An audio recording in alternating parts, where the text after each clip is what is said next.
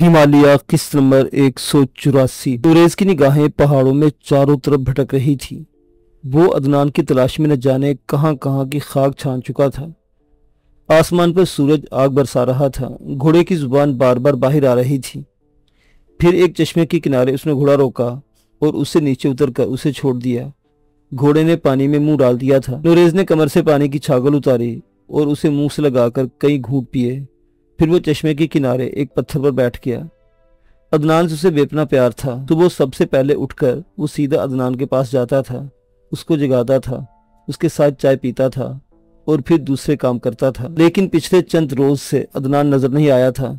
इब्तदाई 2 दिनों में उसने अदनान के बारे में मालूमात हासिल की तो उसे पता चला कि वो बहुत सुबह निकल जाता है और रात को बहुत देर से वापस आता है। इसके बाद अदनान वापस नहीं आया था। ये बात मामूल के खिलाफ नहीं थी, इसलिए किसी को तशवीश नहीं हुई थी। लेकिन नूरेज बहुत परेशान था और फिर वो आईवी से इजाज़त लेकर अदनान की तलाश में निकल खड़ा हुआ था। उसने वो तमाम जगह छान मारी थी जहां अदनान मिल सकता था, लेकिन अदनान का कोई पता नहीं चल सका था। इस वक्त वो बहुत थक गया था। अभी उसे बैठे ज्यादा देर नहीं गुजरी थी कि उसे कुछ आहटें सुनाई थी। कहीं कुर्बो जुबार में खटखट की आवाजें उभर रही थी। नूरेज ने इनकी समत का अंदाजा लगाने लगा और फिर उसने पिस्तौल निकालकर हाथ में ले लिया। वो एहतियात से आगे बढ़ने लगा। आवाजें उसकी रहनुमाई कर रही थी। फिर एक बुलंद वो बाला पहाड़ी टीले की बुलंदी पर उसने अदनान को देखा। कुछ अजीब से काम में मसरूफ था, जिसका अंदाजा यहाँ से ना हो सका। वो अपनी धुन में इस कदर मगन था कि इसकी निगाह नूरेज की जानिब भी ना उठी। नूरेज थोड़ी देर तक पहाड़ी के दामन में खड़ा उसकी ये कार्रवाई देखता रहा। बुलंदी तक पहुंचना मुश्किल ना था, चुनांचे वो आहिस्ता आहिस्ता चढ़ाइयाँ अबूर करने लगा। और जब वो अदनान के बिल्कुल करीब पहुंचा तब अदनान को इसकी आहट का एहसास हुआ। उसने पलटकर देखा और फिर उसके होंठों पर फीकी सी मुस्कुराहट फैल गई। तुम क्या कर रहे हो अदनान? कहाँ गायब हो? नूरेज उसकी कार्रवाई को बगौर देखते हुए पूछा। अदनान के हाथ में पत्थर तराशने के औजार थे और वो पहाड़ी की बुलंदी में कुछ नकूश उभारने में कोशा महसूस होता था। बस मेरे दोस्त ऐसे ही। अदनान ने हाथ में पकड़े हुए औजार चट्टान के एक उभरे हुए हिस्से पर रख दिए और पेशानी से पसीना पूछने लगा। ये सब क्या है? तुम्हें इसका एहसास है कि कितने दिन से तुम्हारी मुझसे मुलाकात नहीं हुई? कोई भी मसरूफियत क्या तुम मुझसे अपने साथ नहीं ले सकते थे? नूरेज का अंदाज शिकायत आमेज हो गया तो अदनान की आंखों में मोहब्बत के आसार उभर आए। हाँ, मुझसे ये गलती हुई, लेकिन मेरा जुनून इस बात की इजाजत नहीं देता था कि मैं तुम्हें अपना मजाक उड़ाने का कुछ मौका दूं। जो कुछ मैं कर रहा हूँ नूरेज, तुम शायद इससे मुत्तफिक ना होते। तुम कुछ भी कर रहे हो अदनान, मुझे इससे क्या गर्ज?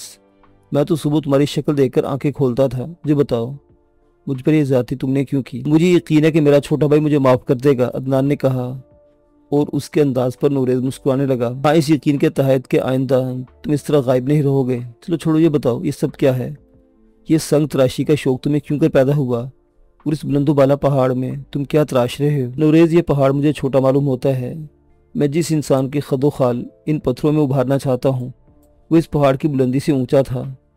हाँ, मैं संग तराश नहीं हूँ। मैं नहीं जानता कि इंसानी नकूश पत्थरों पर किस तरह उभर आते हैं, लेकिन मेरे सीने में एक एहसास मौजूद है। मेरा दिल चाहता है कि मैं इस पहाड़ को अपने बाप की शक्ल दे दूं।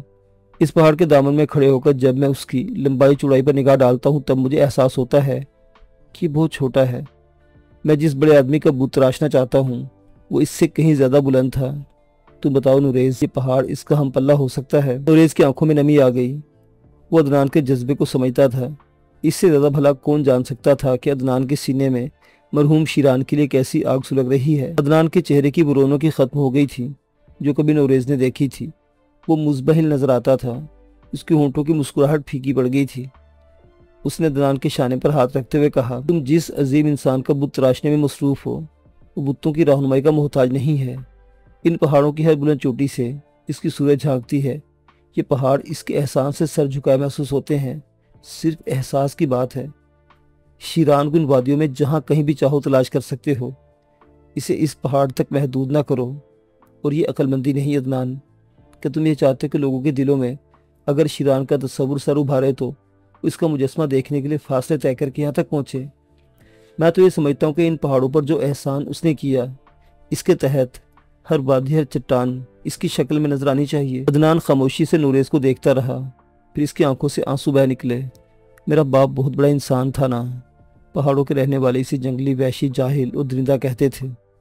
اس کے بارے میں یہ داستان مشہور ہے کہ وہ اپنے دشمن کو پاتال کی گہرائیوں میں چھوڑتا تھا۔ وہ ایک کینہ پرور انسان تھا۔ لیکن تم مجھے بتاؤ نوریز، اس سے جو کچھ کیا، کہ اسے ہماری یہ بستیاں بھلا سکیں گی؟ نہیں، ہرگز نہیں۔ میں تمہیں اس دیوانگی سے روکنا چاہتا ہوں۔ عدنان، اس پہاڑ کو تراش کر تم شیران کی شکل نہیں دے سکتے، بلکہ میں سمجھتا ہوں کہ تم ایک غلط کام کر رہے ہو۔ بت تراشی ہمارے مذہب میں حرام ہے۔ ہم بتوں کی پوجا نہیں کرتے۔ ہمارے دلوں میں وہ لوگ زندہ و جاوید ہو جاتے ہیں جو اپنے وطن کی آن اور اس کی بقا کے لیے اپنی جانیں قربان کر دیتے ہیں۔ ہم ان کے تصور کو سینے سے لگائے ان سے محبت کرتے ہیں۔ بت تراشی تو ہمارے مذہب میں بھی جائز نہیں۔ اگر چاہو تو بابا خان سے پوچھ لو۔ عدنان نے چونک کر نوریز کی شکل دیکھنے لگا۔ چند لمحات وہ سوچتا رہا، پھر اس نے پھیکی سی مسکراہٹ کے ساتھ کہا، میرے دوست، میں نے زندگی بدقسمتی سے ان لوگوں کے درمیان نہیں گزاری جو دین سے روشناس کراتے ہیں۔ میری پرورش تو یورپ کے بے دین وادیوں میں ہوئی۔ تمہارا خیال درست ہے۔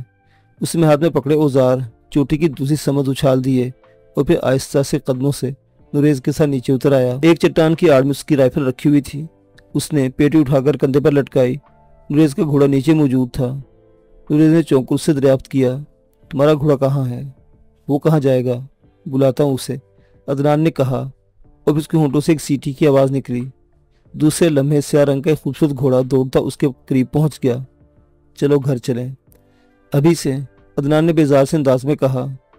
تم کئی دن سے گھر واپس نہیں گئے ہو، یہیں تھے؟ ہاں، میں تو یہ سوچ رہا تھا کہ اس وقت تک واپس نہ جاؤں گا جب تک اس پہاڑ کو بابا شیران کی شکل میں نہ تراش دوں۔ عدنان، میں دنیا کے بارے میں بہت کچھ نہیں جانتا، لیکن بابا خان نے اور دوسرے لوگوں نے مجھے جو کچھ بتایا ہے وہ یہ ہے کہ حقیقتوں سے کبھی فرار نہیں حاصل کرنا چاہیے، اور پھر تمہارے سپرد سے بھی ذمہ داری نہیں کہ تم بابا شیران کا ماتم کرتے رہو۔ بابا شیران تو اب یہاں کے ایک ایک ذرے میں زندہ رہے گا۔ اس کا بت تراشنا یا اس کی یادگاریں قائم کرتے رہنا میرے نزدیک حماقت ہے۔ تم اس کے مشن کو اسی طرح آگے بڑھا سکتے ہو کہ ان پہاڑوں کو، ان چٹانوں کو ناقابل تسخیر بنا دو۔ ان وادیوں سے کوئی بھی بری نگاہ رکھنے والا اندر داخل نہ ہو سکے۔ یہی ہمارا منصب ہے۔ ہاں نوریز، تم ٹھیک کہتے ہو۔ بس یوں سمجھو میرے دوست کے جذبات کے ہاتھوں بھٹکتا رہتا ہوں۔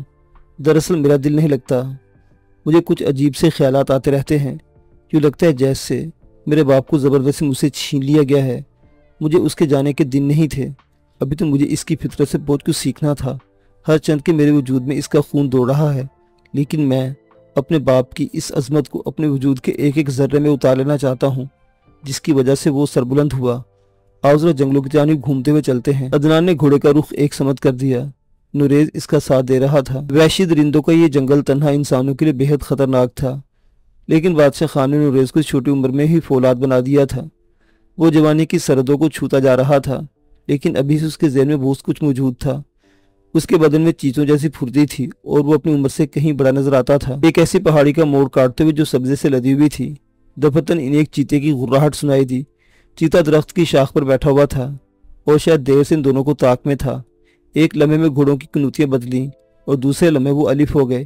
چیتا فوراً درخت سے جس لگا کر ان کی طرف آیا تھا۔ اس نے نوریز کو اپنا نشانہ بنانے کی کوشش کی تھی، لیکن عدنان کی مستعدی قابل دید تھی۔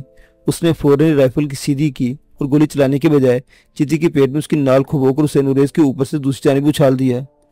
چیتا اپنے نشانے میں ناکام ہو کر نیچے گرا۔ ایک لمحے کے لیے زمین پر لوٹا اور دوسرے لمحے اس نے پھر ان دونوں پر چھلانگ لگا دی۔ اس بار وہ گھوڑوں کی پوچھ سے گزرتا اور دوسری جانب جا گرا تھا۔ چونکہ عدنان اور نوریز جھک گئے تھے، نوریز کا گھوڑا بھڑک کر تھوڑا سا پیچھے ہٹ گیا، لیکن عدنان کا گھوڑا اسی کی طرح جرری اور جفاکش تھا۔ عدنان گھوڑے سے نیچے کود آیا۔ اس نے اپنا خنجر ہاتھ میں نکال لیا تھا۔ چیتے نے دوسری کوشش ناکام ہوتے دیکھی تو وہ ایک لمحے کے لیے ٹھٹک گیا اور پھر دوسرے لمحے الٹے قدموں پیچھے ہٹنے لگا۔ عدنان خنجر سنبھالے آگے بڑھ رہا تھا۔ نوریز نے رائفل سیدھی کی تو عدنان ایک دم چیخ کر بولا، نہیں نہیں، اسے گولی مار کر ہلاک نہیں کرنا، بلکہ، اور دفتن عدنان کی آواز ڈھیلی پڑ گئی۔ نہ جانے اس کے ذہن میں کیا خیال آ گیا تھا۔ چیتا اب بھاگ جانے کی فکر میں تھا۔ اپنی 2 کوششوں میں ناکام ہو کر اسے اندازہ ہو گیا تھا کہ وہ اپنے مقصد میں کامیاب نہیں ہو سکے گا۔ چنانچہ اب وہ صرف اپنی جان بچانے کی فکر میں سرگردہ تھا۔ نوریز اگر چاہتا تو اسے گولی مار کر ہلاک کر سکتا تھا، لیکن چونکہ عدنان نے اسے روک دیا تھا اس لیے وہ رائفل سیدھی کیے کھڑا تھا۔ دفتن عدنان پسمردہ لہجے میں بولا، جانے دو اسے، جانے دو، یہ اپنی کوشش میں ناکام ہو گیا ہے، ہم اسے ہلاک نہیں کریں گے۔ نوریز نے متعجبانہ انداز میں عدنان کو دیکھا۔ یہ تو اس کا محبوب ترین مشغلہ تھا۔ वहशी जानवरों को वो इस तरह मारता था कि वो मरने के बाद भी याद रखते होंगे। वो उनसे ज़्यादा दरिंदा बन जाता था। लेकिन अब आज जिसने एक वहशी जानवर को ज़िंदगी दे दी थी, उसने हैरत से अदनान की शक्ल देखी तो वो मुज़मही लहजे में बोला, मेरा बाप इनका दुश्मन था, बदतरीन दुश्मन था। वो इसलिए कि इनमें से किसी एक ने बहज़ाद सलामन को हलाक किया था, लेकिन अब वो इस दुनिया में नहीं है। मैं इसके नाम पर इसे ज़िंदगी दे रहा हूँ ताकि इनके सीने में भी मेरे बाप की याद रहे। अब किसी दरिंदे को हलाक नहीं करूँगा, किसी दरिंदे को भी नहीं। अदनान आओ वापस चलो, बराह करम आओ घर चलें। पता नहीं तुम्हारी ज़हनी कैफियत को तब्दील करने के लिए मुझे क्या करना होगा। मैं तुम्हें इस तरह मुज़मिल नहीं देख सकता अदनान, ये मेरे लिए मुमकिन नहीं है। आओ। अदनान ने नुरेज़ की शक्ल देखी और उससे वापसी के लिए घोड़ा मोड़ दिया। वो इस वक्त फराना के शुमाल मशरिक में तकरीबन 30 मील दूर थे। इस समय से थोड़ा आगे बढ़कर एक और कबीले का इलाका शुरू हो जाता था। चुनांचे वो इस आबादी को काटते मशरिकी हिस्से की जानिब चल पड़े। जब वो मशरिकी हिस्से की उस चौड़ी पगडंडी के करीब आए जो फराना के लिए जाने का रास्ता थी, तो उन्होंने चंद घुड़सवारों को आगे जाते हुए देखा। ये घुड़सवार बर्क रफ्तारी से अपने घोड़े दौड़ाते फराना की जानिब जा रहे थे। नुरेज़ ने देखा और घोड़े की रफ्तार तेज करता बोला, आओ देखिए ये कौन लोग हैं। अदनान ने भी इसका साथ दिया था। नुरेज़ काफ़ी रफ्तार से घोड़ा दौड़ाता उनके करीब पहुंच गया। आगे जाने वालों ने अपने ताक़ुब में किसी को आते देखा तो उन्होंने अपने घोड़ों की रफ्तार सुस्त कर दी। दूसरे लम्हे नुरेज़ के मुंह से एक अजीब आवाज़ निकली, ओह बाबा, नुमान बाबा, मेरा बाप। नुरेज़ बेख्तियार होकर उस तरफ घोड़ा दौड़ाने लगा। अदनान ने भी उसका साथ दिया था। आगे जाने वाले घोड़े रुक गए थे। नुमान ने नुरेज़ को पहचान लिया था। नुमान खान के साथ उसके दोनों भाई थे। दूसरे लम्हे नुमान खान घोड़े से उतर पड़ा। नुरेज़ ने भी अपने घोड़े की पूँछ छोड़ दी। नुमान ने नुरेज़ को सीने से भींच लिया था। उसकी आंखों से आंसू बह रहे थे। नुरेज़ भी अपने बाप के सीने से चिमटा हुआ था। गुलजार खान और बारी खान भी घोड़े से उतर आए थे। अदनान अपने घोड़े पर बैठा हुआ था। नुरेज़ थोड़ी देर तक नुमान खान से लिपटा रहा, लेकिन फिर उसे अदनान याद आया और दूसरे लम्हे वो अदनान की तरफ रुख करके बोला, आओ अदनान, मेरे बाबा से मिलो, ये नुमान खान है। क्या कहा अदनान? अदनान सलामन? नुमान खान ने चौंक कर कहा। अदनान इस दौरान घोड़े से उतर आया था। तब नुमान खान ने दोनों हाथ फैलाए और आगे बढ़ता बोला, अदनान मेरे बच्चे, मेरे बेटे, मेरे सीने से लग जाओ, जल्दी आओ। अदनान आहिस्ता आहिस्ता आगे बढ़ा और दूसरे लम्हे नुमान खान ने उसे अपने सीने से भींच लिया। नुमान के लिए भी इसके दिल में वही रिक्कत और वही प्यार था जो नुरेज़ के लिए मौजूद था। ये जानने के बाद कि शीरान अब इस दुनिया में नहीं है, ये जानने के बाद कि अदनान सलामन शीरान का बेटा है, ये जानने के बाद कि शीरान का बाप इसके बाप का कातिल नहीं था, ये सब कुछ मालूम करने के बाद नुमान खान के अंदर काफ़ी टूट फूट हुई थी। बड़ा पछतावा था वो इस रवैये पर जिसने शीरान के साथ रवा रखा था और जिसकी बिना पर बड़े बड़े अलमिए हुए थे। शीरान की मौत का इसे बेपना दुख था। वो तो ये सोच रहा था कि अपनी इस तमाम हमाकतों का अजाला कर देगा, शीरान को इतनी मोहब्बत देगा कि वो इस दुश्मनी को हमेशा के लिए भूल जाए जो उनके दरमियान चली थी। लेकिन बदकिस्मती से शीरान इसका इंतज़ार न कर पाया था। वो अपने मनसब पर कुर्बान हो गया था। अपने भाइयों से इसे शीरान के बारे में मालूमात हासिल हो चुकी थी। अब इसके लिए अदनान के दिल में प्यार के सोते फूट रहे थे और ये कुदरती बात थी। उसने अदनान को इस तरह भींच लिया था जैसे वो भी इसकी जिगर गोशा हो। अदनान को इस लम्स में बड़ी मोहब्बत का एहसास हो रहा था। बड़ा प्यार मिला था इसे इस लम्स में, और वो इस लम्स के लिए भी तरसा हुआ था। इसकी आंखों से आंसू निकल आए। नुमान खान ने इसकी पेशानी पर बोसा दिया और दर्द भरे लहजे में बोला, अदनान शीरान के बेटे, शीरान अब इस दुनिया में नहीं है, लेकिन क्या तू अपने चचा की मोहब्बत कबूल करेगा? हाँ अदनान, मैं तुझे बता दूंगा कि बाप की मोहब्बत भी कोई चीज़ होती है। नुमान खान तेरा बाप नहीं है मेरे बेटे, लेकिन ये समझ ले कि नुरेज़ और तू मेरी निगाहों में मुख्तलिफ नहीं है। तुम दोनों मेरी आंखों की रोशनी हो। हाँ नुरेज़, अदनान तेरा दोस्त, तेरा भाई है। अदनान सलामन तेरा भाई है, और इस रूए ज़मीन पर कोई माँ का लाल ऐसा पैदा नहीं हुआ जो मेरे बच्चे की तरफ टेढ़ी निगाह से देखे। अदनान तू मुझे अपने बाप की जगह समझ सकता है मेरे बच्चे। नुमान खान ने फिर अदनान को सीने से भींच लिया। वो बहुत ज़्यादा जज्बाती हो रहा था। नुरेज़ के होंठों पर मुस्कुराहट थी। अदनान को भी इस लम्हे से बड़ी उनसत महसूस हो रही थी। थोड़ी देर तक ये जज्बाती मनाजिर सामने रहे और इसके बाद नुमान खान ने इन दोनों से पूछा कि वो कहाँ से आ रहे हैं। तब नुरेज़ नुमान खान को अदनान के दिल पर बीतने वाली बातें बताने लगा। उसने बताया कि किस तरह अदनान सलामन एक पहाड़ को तराश कर अपने बाप की शक्ल देना चाहता था। शीरान किसी मुजस्मे का मोहताज नहीं है अदनान, पहाड़ों का एक एक जर्रा इसका नाम लेकर हमेशा जिंदा रहेगा। आओ मेरे बच्चे, फराना चलें, मुझे बहुत से लोगों से मिलना है। सब घोड़ों पर सवार हो गए और घोड़े फराना की जानिब चल पड़े। शीरान लाउबाली इंसान था। जिंदगी में कभी किसी चीज़ को उसे संजीदगी से नहीं देखा था और ना महसूस किया था। जिसमें दुश्मनी हुई उसकी ज़िंदगी के दर पे हो गया, जिससे प्यार हुआ उस पर ज़िंदगी निछावर कर दी। यही उसका मसलक था। किसी को अपना हमपल्ला नहीं समझता था और इसका ख्याल था कि इस दुनिया के रहने वाले इसके सामने हकीर और बेवकूफ़ हैं। इसकी ही फितरत आज भी जिंदा थी। वो अपनी ज़ात में सिर्फ अपने बारे में सोचने का आदी था। इन हालात पर कभी इसने गौर नहीं किया था या फिर माजी इसके ज़हन से दूर चला गया था। जो कुछ इस पर बीती थी दर हकीकत उसे याद नहीं आता था। या तो ये इसकी फितरत का खासा था या फिर उसके अंदर डॉक्टर ट्वीड ने ये नुमायाँ तब्दीलियाँ की थी। इसका ब्रेन वॉश कर दिया गया था या इसके एहसासात को गहरी नींद सुला दिया गया था। यादाश्त इसके तहत शूर में पहुंच गई थी। उसे सिर्फ हाल याद था। हाँ, वो हाल जिसमें उसे मालूम था कि इसका नाम शीरान सलामन है और वो एक आज़ाद इंसान है। इसके ज़हन पर कोई बार नहीं था। सेहत बेहतरीन होती जा रही थी और इसके लिए खुसूसी तौर पर उसकी तरबियत की जा रही थी।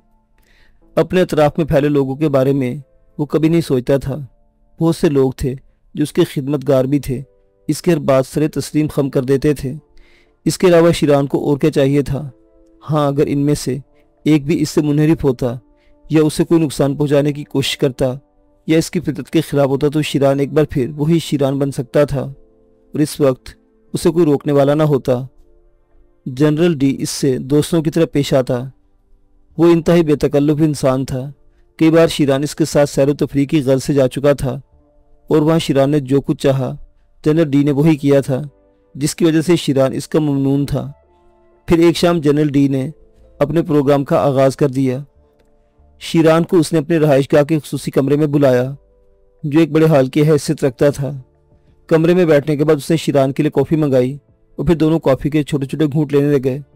तब जनरल डी ने उससे सवाल किया, शीरान खान, क्या तुम्हें अपना माजी याद है? क्या तुम्हें वो ज़िंदगी याद है जब तुमने परवरिश पाई? क्या तुम जानते हो शीरान के तुम्हारी नमूद कहाँ हुई थी? कॉफ़ी पीते पीते शीरान रुक गया। इसने जनरल डी को गौर से देखा और फिर आहिस्ता से बोला, जो बातें खुद ब खुद याद ना आए उन्हें याद करने की क्या ज़रूरत है मिस्टर एल? जनरल डी ने उसे अपने आप को मिस्टर एल के नाम ही से मुतारिफ कराया था। हाँ, ये तो ठीक है, लेकिन बाज़ औक़ात इंसान अपने बारे में सोचता है, वो अंदाज़ा लगाने की कोशिश करता है कि वो खुद क्या है। सुनो मिस्टर एल, मैं बिल्कुल मुख्तलिफ आदमी हूँ। मैं सिर्फ हाल को हाल की निगाह से देखने का ख्वाहा हूँ। माजी क्या था और माजी में क्या कुछ हुआ था, इसको ज़हन में जगह देकर इंसान अपनी सलाहियतें खोता रहता है। मैं इन तमाम चीज़ों को सोचने की ज़रूरत महसूस नहीं करता। मैं मुतमईन हूँ। हाँ, अगर कभी मेरे इत्मीनान में फ़र्क आया तो मैंने ये महसूस किया कि मुझे माजी में जाना चाहिए तो मैं अपना माजी याद करने की कोशिश करूँगा। तुम्हें अपने अजीज़ व अकारिब भी याद हैं? मुझे हर वो शय अजीज़ है जो मेरी पसंद के मुताबिक हो। बाकी तमाम तस्वुरात मेरी निगाह में हेच हैं।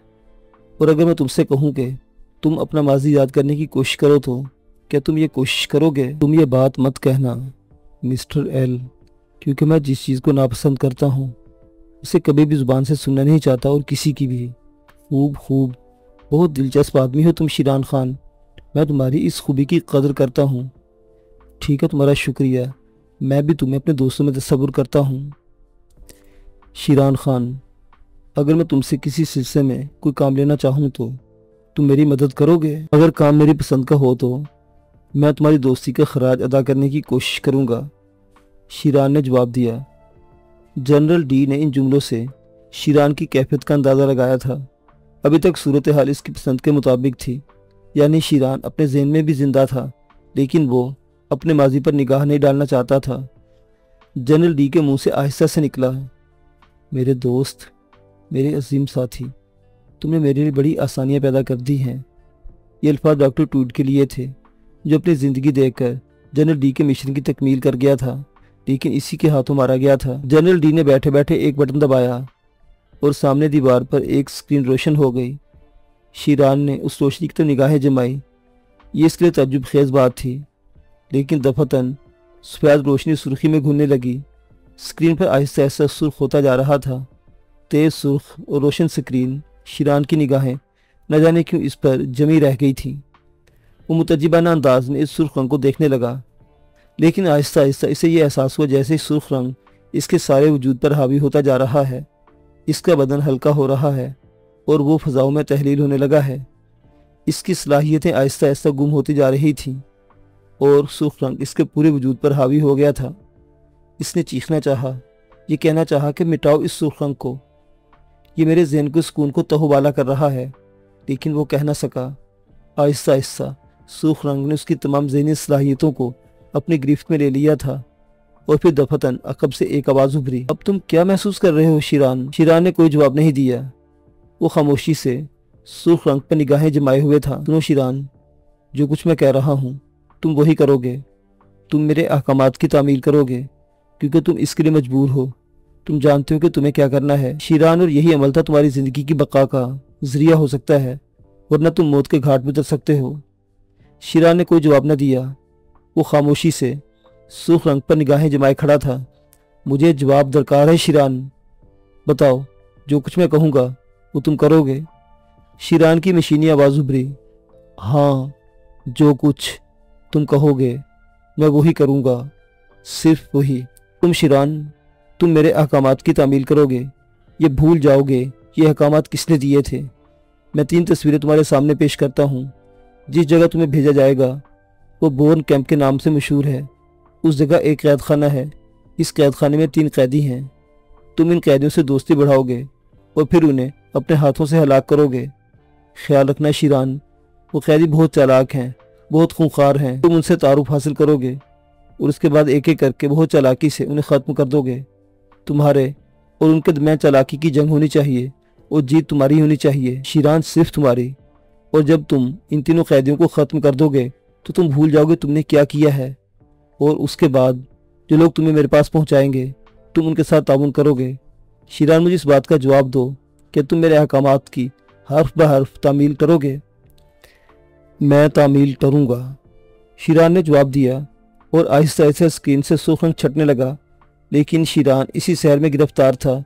پھر ایک تصویر اس کی نگاہوں کے سامنے ابھری، ایک انتہائی بدرو اور بدہیت آدمی کا چہرہ اس کے سامنے تھا۔ جنرل ڈی کی آواز ابھری، یہ پہلا شخص ہے، تم اسے اچھی طرح ذہن نشین کر لو، یہ میری ذہن کی گہرائیوں میں پہنچ گیا ہے، شیران نے جواب دیا۔ تب تصویر بدل گئی، یہ دوسرا آدمی ہے، اسے بھی اچھی طرح دیکھ لو۔ اور پھر اسی طرح جنرل ڈی نے شیران کو تیسرے آدمی کی تصویر دکھائی اور اس کے بعد اس نے سوال کیا، کیا تم ان تینوں کو اپنا دشمن تسلیم کرتے ہو؟ کیا تم انہیں ہلاک کرنے کی کوشش کرو گے؟ یقیناً میں انہیں ہلاک کر دوں گا، شیران نے جواب دیا۔ اب اپنے ہوش و حواس میں واپس آ جاؤ اور میرے دیے احکامات کو اب اپنے ذہن کے آخری گوشے میں پوشیدہ کر لو، اور ہاں، جب تم بورن کیمپ پہنچ جاؤ تو اس کے بعد تمہیں یاد آ جائے گا کہ تمہیں کیا کرنا ہے۔ میں ایسا ہی کروں گا، شیران نے جواب دیا اور جنرل ڈی نے وہ اسکرین تاریک کر دی۔ شیران چند لمحات اس کی جانب نگاہیں جمائے رہا، پھر دفتن اس کے ذہن کو جھٹکا سا لگا۔ اسے چونک کر چاروں طرف دیکھا، سامنے ہی جنرل ڈی بیٹھا مسکرا رہا تھا۔ شیران متعجبانہ انداز میں اس کی شکل دیکھنے لگا اور پھر وہ تعجب سے بولا، کیا ہوا تھا؟ کہاں میرے دوست؟ کچھ ہوا تھا، چند لمحات میرے سامنے بیٹھے ہو شیران، ہم دونوں گفتگو کر رہے ہیں، تم نے کافی پی ہے، یہ دیکھو تمہاری کافی کی پیالی، ابھی تھوڑی سی کافی موجود ہے، تم اچانک ہی یہ سب باتیں کیوں بھول گئے ہو؟ وہ شاید مجھے اندازہ نہیں، بس یوں محسوس ہو رہا ہے، ابھی چند لمحات پہلے میں اپنے حواس میں نہیں تھا۔ جنرل ڈی نے قہقہ لگایا اور مسکراتا بولا، نہیں میرے دوست، یہ سب تمہارا احساس ہے، ایسی کوئی بات نہیں ہوئی تھی شاید۔ شیران تھکی سی سانس لے کر بولا، اور میرے خیال میں تمہیں آرام کی ضرورت ہے، جنرل ڈی نے کہا، اور شیران اپنی جگہ سے اٹھ گیا۔ جنرل ڈی اسے اس کی خوابگاہ تک چھوڑنے آیا تھا۔ شیران اطمینان سے اندر چلا گیا، اس نے لباس تبدیل کیا اور اپنے بستر پر لیٹ کر اپنے بارے میں غور کرنے لگا، لیکن دفتن اسے یوں محسوس ہوا جیسے اس کے ذہن میں خواہ اکتاہٹیں ابھر رہی ہوں۔ اس نے گردن جھٹکی اور سامنے رکھی شراب کی بوتل پر اس کی نگاہ پڑ گئی۔ وہ اپنی جگہ سے اٹھا، اس نے کئی گلاس شراب پی، اس کے بعد مساری پر لیٹ کر انٹا غفیل ہو گیا۔ زیادہ دیر نہیں گزری تھی کہ جنرل ڈی نے اس کی خوابگاہ کے کی ہول سے اندر جھانکا۔ اسے سوتا دیکھ کر جنرل کے ہونٹوں پر مسکراہٹ پھیل گئی اور پھر وہ اپنے مخصوص کمرے میں پہنچ گیا۔ اس نے ایک جدید ساخت کے ٹرانسمیٹر پر کسی کو کال کی और थोड़ी देर के बाद दूसरी तरफ से एक आवाज़ सुनाई दी, D6.409 की क्या रिपोर्ट है? अभी थोड़ी देर में रिपोर्ट मौसूल हुई है सर। पहाड़ों के बारे में रिपोर्ट हुकूमत तक पहुंच चुकी है। एडमंड ग्रैम्प यहाँ के हालात कंट्रोल करने में नाकाम रहा। अदालत के मुताबिक उसे ख़त्म कर दिया गया है। गैस विंग ने इतला दी है कि पहाड़ों में 3 पॉइंट बताए गए हैं जहाँ फौजी माहिरीन मौजूद हैं जो काली घाटी में होने वाली तबाही की छानबीन करेंगे। डैम की तबाही से मुतासरा लाशों की तलाश जारी है, लेकिन उन्हें शायद ही कोई लाश सालिम हालात में मिले। क्यों? अतराफ में मुर्दाखोर जानवरों की बहुतात है। ज़्यादा से ज़्यादा इन लाशों के पंजर दस्तयाब हो सकते हैं। अहमक हो तुम, मुर्दाखोर जानवर इनके लिबास नहीं खा सकते। ताहम ये तुम्हारा मामला नहीं है। हुकूमत के दूसरे शोबे इसके जिम्मेदार हैं। इस वक्त इन इलाकों में कोई कार्रवाई मुमकिन नहीं है। हाँ, एक ख्याल बार बार मेरे ज़हन में उभरता है। वो क्या जनरल, कोई ना कोई तो उन लोगों में जिंदा बचा होगा।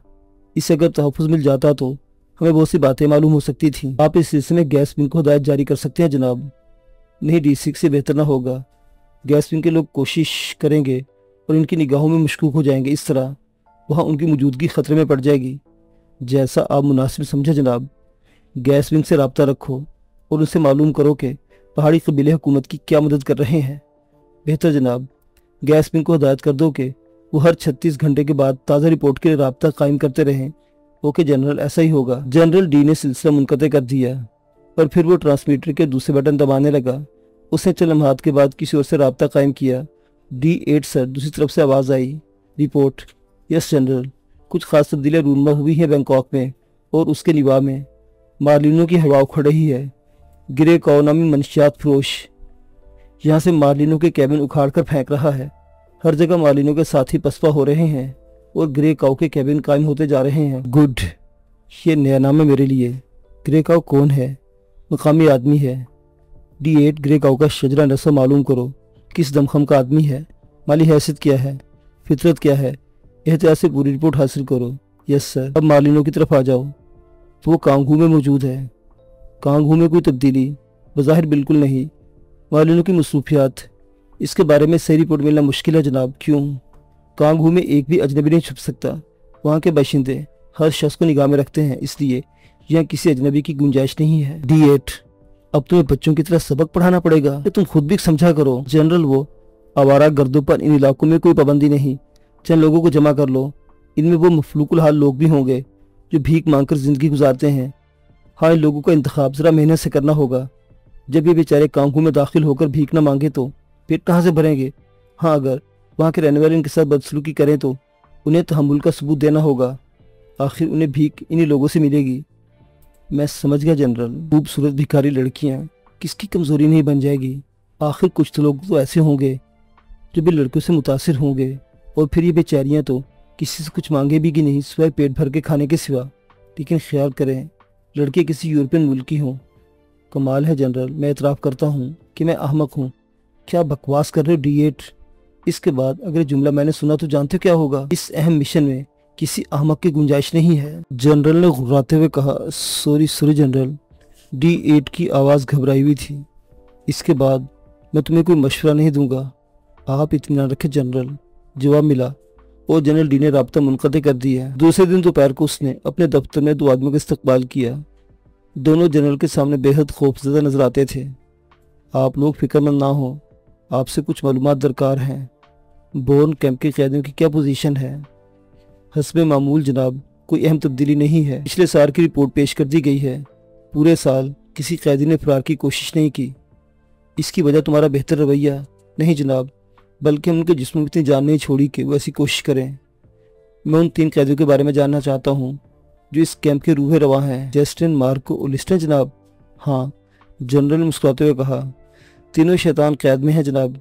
कैंप की आधी फौज इनकी निगरानी करती है। बाकी लोग दूसरे कैदियों पर निगरान हैं। बहुत दर्द सर है वो तुम्हारे लिए। जी हाँ जनाब, आज तक वो बोर्न कैंप में 17 कैदियों और 8 मुहाफिजों को कत्ल कर चुके हैं। तो फिर सुनो, कुछ दिन के लिए मैं तुम्हारे इंचार्ज को तब्दील कर रहा हूँ। तुम हमेशा की मानिद इंचार्ज रहोगे, लेकिन ये नया इंचार्ज सिर्फ चंद रोज तुम्हारे दरमियान रहेगा। ये तुम्हें उन कैदियों से निजात दिलाएगा। उसके पहुंचने से कबल चंद लोग खुफिया तौर पर तुम्हारे पास पहुंच जाएंगे। ये इस नए इंचार्ज के मुहाफिज होंगे और तुम इनसे ताउन करोगे। नए इंचार्ज को इनके बारे में कुछ मालूम ना हो, वो लोग तुम्हें ज़रूरी हदायत देते रहेंगे سمجھ گئے تم میرا مقصد؟ بالکل جناب، کوئی اعتراض نہیں جناب، کوئی سوال قطعی نہیں۔ شکریہ، ان ہدایات کو یہاں سے باہر جا کر ذہن میں دہرا لینا اور پھر یہ اطاعت سے ان کی پابندی کرنا۔ تم جا سکتے ہو۔ دونوں آدمی مشینی انداز میں نکل گئے۔ راستے میں ایک دوسرے سے کہا، اس کا مقصد ہے سر کہ آپ کی جگہ کوئی اور۔ احمق، زبان بند رکھو۔ جنرل نے کہا ہے کہ سب کچھ عارضی ہوگا۔ دوسرے نے اپنے ساتھی کو ڈانٹ دیا۔ شیران دی گریٹ، میں تمہارے چہرے پر کچھ اضمحال پا رہا ہوں کہ تم اپنے ماحول سے اکتا گئے ہو۔ جنرل نے مسکراتے ہوئے شیران سے دریافت کیا۔ شیران نے فوراً ہی اس بات کا کوئی جواب نہ دیا۔ وہ کسی سوچ میں ڈوبا ہوا تھا۔ چند لمحات سوچتے رہنے کے بعد اس نے کہا، ہاں مسٹر ایل، میں اس بات سے انحراف نہیں کروں گا۔ کسی ایک جگہ قیام کے لیے رہنا میری فطرت کے خلاف ہے۔ مگر تم ایسا کیوں کرتے ہو شیران؟ تمہارے اوپر کوئی پابندی نہیں ہے۔ یہ پورا ملک تمہارے لیے ہے۔ جہاں جی چاہے جاؤ، جہاں دل چاہے رہو۔ ضروریات زندگی کی تمام چیزیں تمہیں ہر جگہ فراہم ہوتی رہیں گی۔ تمہاری اپنی کوئی پسند بھی ہو تو نہیں، کسی خواہش کا اظہار بھی کرتے نہیں تم۔ حالانکہ تم چیز طلب کرو، ہمارے قدموں میں حاضر کر دی جائے گی۔ جنرل ڈی نے کہا، بدقسمتی یہی ہے مسٹر ایل کہ میری فطرت میں شیر کی فطرت شامل ہے۔ خود شکار کرتا ہوں، خود کھاتا ہوں۔ کسی کے کیے ہوئے شکار سے میرا پیٹ نہیں بھرتا۔ میں شکار کرنا چاہتا ہوں۔ Good, very good. پہاڑوں کے شہنشاہ کو ایسے ہونا چاہیے۔ میں تمہاری اس فطرت کو تبدیل کرنے کی کوشش نہیں کروں گا شیران۔ تمہیں ایک بہترین مشورہ دوں گا اگر تم پسند کرو۔ یقیناً مسٹر ایل، مجھے خوشی ہوگی، شیران نے کہا۔ زندگی میں کچھ تبدیلیاں ضروری ہوتی ہیں شیران۔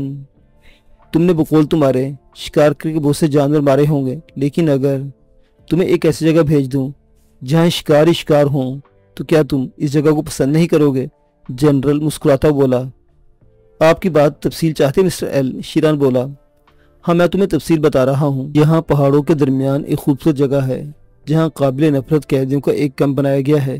اس کیمپ میں ایسے قیدی رکھے جاتے ہیں جو درندگی میں بے رحم ہوں، بے شمار قتل کیے ہوں، یا پھر ایسے مجرم جو اپنے علاوہ کسی کو کی حیثیت نہ سمجھتے ہوں۔